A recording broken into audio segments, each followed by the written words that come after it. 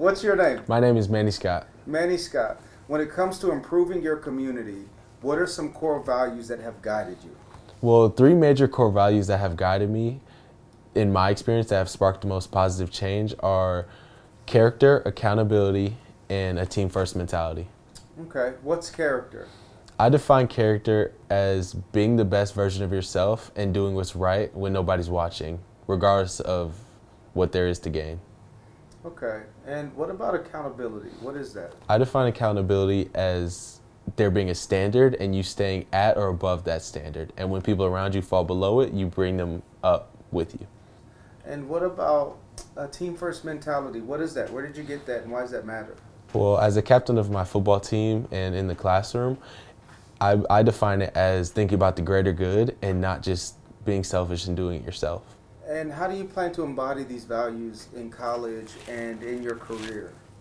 Well, for character, I define that as studying, not cutting corners, and doing everything in my ability to be the best I can be. Because in my field of engineering, my work determines the safety of others, and it is my responsibility to do that with excellence. And so let's say in the classroom someone's cutting corners or someone on the job is not meeting the standard. How do you hold them accountable? What does that look like?